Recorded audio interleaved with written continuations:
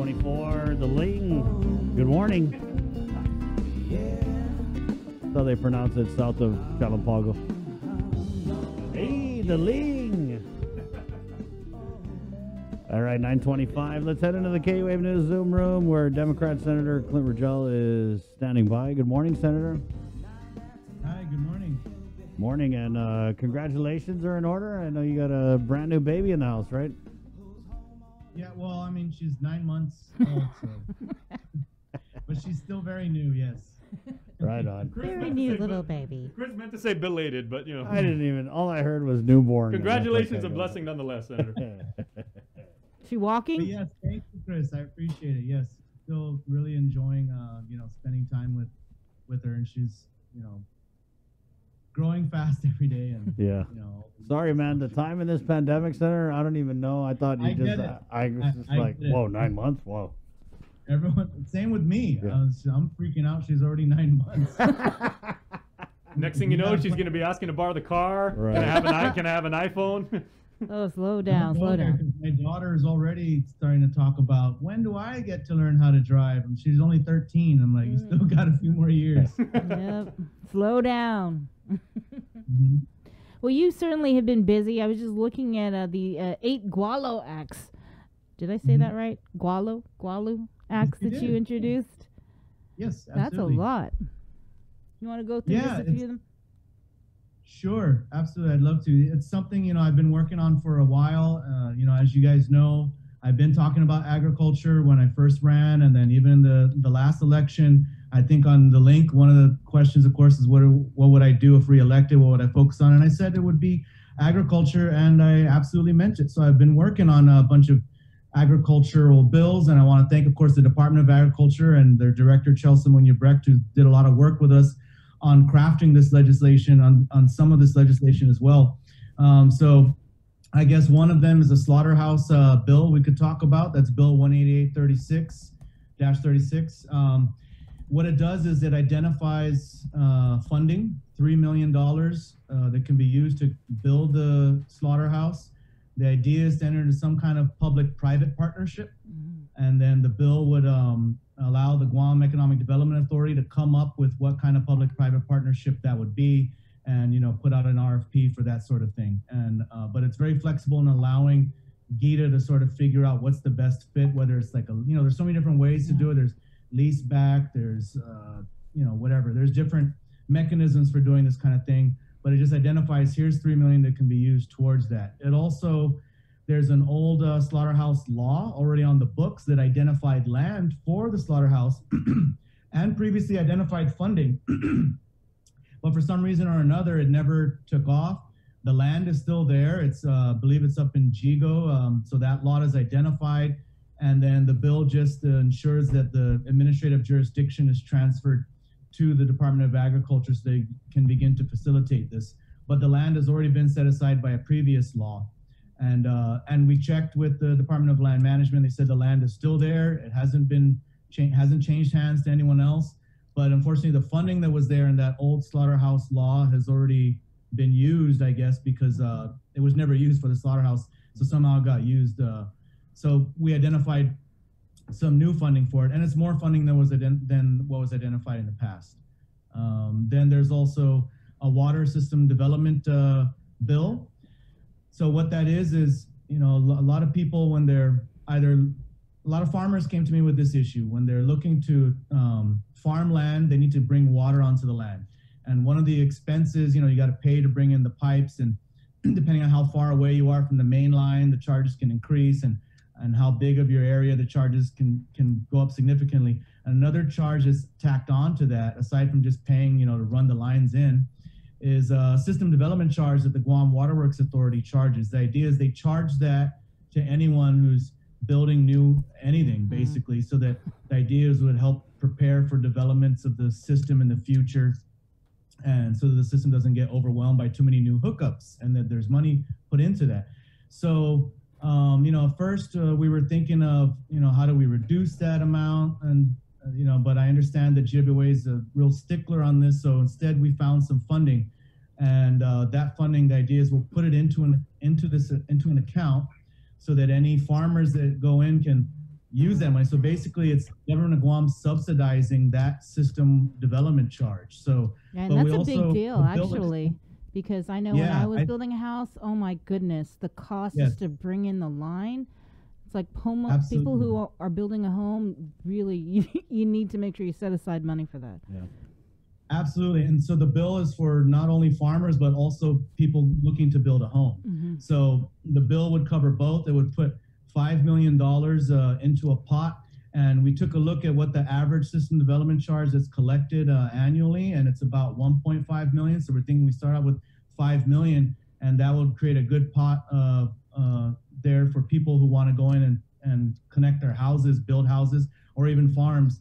And then that funding source would be able to pay for it. So at least it would alleviate the system development charge for those people. So that's that bill. In addition to that, there's another bill that deals with water as well. The irrigation. What it is in talking to farmers, we found out that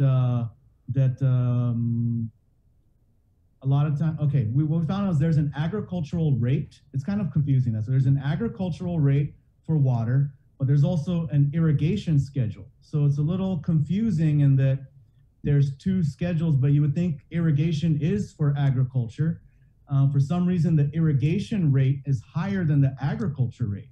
So you can qualify for this agricultural rate, but if you're irrigating your field, which is what most farmers do, you're paying a higher rate than the agricultural rate. So my bill says GWA, CCU, PC, figure this out and create a better rate for irrigation that's in line with agriculture, because I think the whole purpose of an agricultural rate is to allow, farmers to have lower rates for water, so they can be able to, feed their crops water. So it doesn't make sense that you have an agricultural rate, but farmers do irrigation. So anyone farming on a real scale is going to do irrigation. They're paying for some reason a higher rate. So the bill just says, fix this rate issue, create a new rate schedule for irrigation that's in line with, at least make it the same as the agriculture rate. Mm-hmm. So I don't understand why the irrigation rate is different. The best I could come up with is maybe because they didn't want, golf courses or something, I'm sure, do irrigation. So maybe they didn't want golf courses to pay, a cheaper rate. That's fine. Can we figure something out that's just for farmers? Let them, since you're getting an agricultural rate, make it the same as the irrigation that you're going to be using on your farm.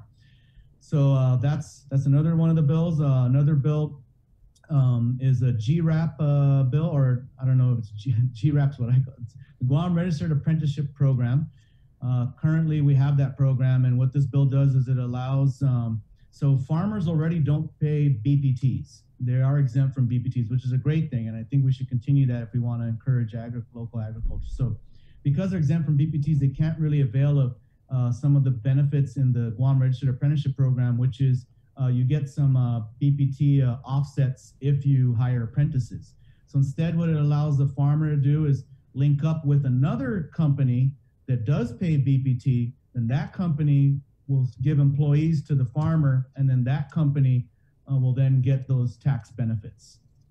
And that's basically what the Guam Registered Apprenticeship Program bill does. How many? That's four. So that's enough. Yeah. Okay. But certainly, good job on question? introducing all of these measures. I did also just want to follow up on recreational marijuana and is it the rules and regs? I think it went from the AG's office to back to the committee or the commission, and then I'm not sure if it went back to the AG's office. Just wondering where are we? Last I heard, it's back at the Cannabis Control Board. Okay. The AG's office did make a bunch of recommended changes to it. So they made a bunch of recommendations. They basically marked it all up, sent it back, and said, we recommend you fix all these things. So my understanding is that CCB is working on fixing it. I don't know how far along they are with fixing it. I have asked, and I've been asking. My understanding is that some of the major parts that need work done on it is with the public health section and the rev and tax section. And my understanding is, right now, both rev and tax and public health kind of have other priorities that they seem to be focusing on more with the pandemic. Public health's really busy with the pandemic, keeping up with that, and rev and tax is also busy with getting out payments related to all the pandemic programs as well. So it's something I'm going to keep following up on. I'm just as disappointed as everyone else. The rules and regulations absolutely should have been ready by now. There's just no ifs, ands, or buts about it. I don't understand why they're not ready yet. I mean, I know these things take time. We were in another, there was a forum held by the district court a few weeks back. Yeah. I'm sure you guys covered it. And in that, there were questions where they asked, there's some off-island guys in the cannabis industry, and they asked them, what are their thoughts? Are they surprised that it's taken this long for rules and regs on Guam? And quite frankly, the guy from, I think, the States or Canada, I don't remember if it's from the States or Canada, said that he's not surprised. That he said usually for jurisdictions, it's a very new thing. It's more surprising when they figure it out quicker. But that said, it should have been done already. So yeah, it is something that other jurisdictions have struggled with putting their rules and regulations together. But still, for me, it should have been done by now. And so I'm just waiting for the Cannabis Control Board to finish. And I would recommend to you guys, get members of the Cannabis Control Board on the show and please ask them what the status is of the rules and regulations. Definitely, yeah. Well, I did a story on it. It was a few weeks ago. So the AG had submitted the changes to the Cannabis Control Board. According to the chair, Vanessa Williams, the CCB will review the changes. AG approves, and then it goes to the legislature. The governor has already sent her approval. So that's where we are. And then I'm sure you know when you guys get to the legislature, there's a certain amount of time you have to either just rubber stamp it or have a hearing and further amend it, right? Right. So the good news is once it gets to the legislature, there is a clock that starts ticking automatically, 90 days. Right. So if it's nothing's done with it in 90 days, it lapses into the Guam rules, to the GAR, as they call it. So if nothing's done in 90 days, it goes in. So that's the good news, is that we won't be able to stall on it because we got 90 days or else it automatically lapses in. But in those 90 days, yeah, we can amend it, we can change it.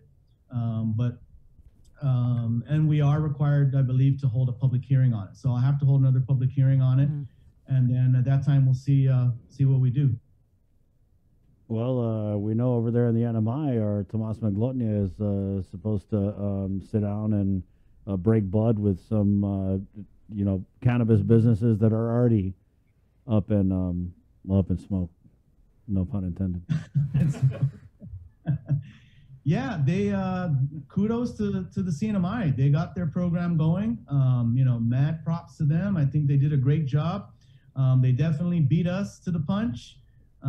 They did pass their bill first, so they actually they legalized it before we did, because I remember they legalized it while I was on the campaign trail, and I mentioned it while I was campaigning. I was saying, look, these guys just legalized it. We should legalize it too. So they did have a head start, but still, we're still behind. So that's no excuse. We should have the rules by now. And they do have slightly less, I don't think they have a lab requirement there. So that's going to be another major component here. I do think we need a lab. I'm fully in support of having a lab as a requirement. But I'm really hoping that we can get that lab component going. I've heard that there's right now it's just a lot of talk. I hear people say, oh yeah, this guy's got the lab, he's gonna bring in the equipment, and he's partnered up with this guy and that guy, but it's, for me right now, it's all talk until I actually see the lab get stood up.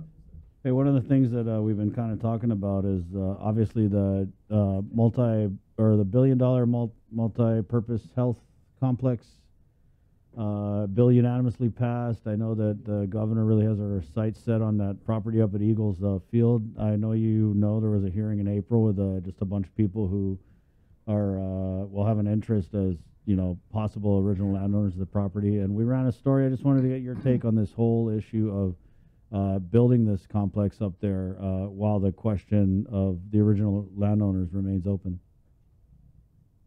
Yeah, I'm not too familiar with that question, the original landowners. I did catch the story that you did, so that's really all I know about it. I mean, if they have a claim to the property and they haven't been paid, then we got to pay them. That's it to me. We got to pay out. And I did see in the story you did, the governor was mentioning that her information was that all the claimants had been settled.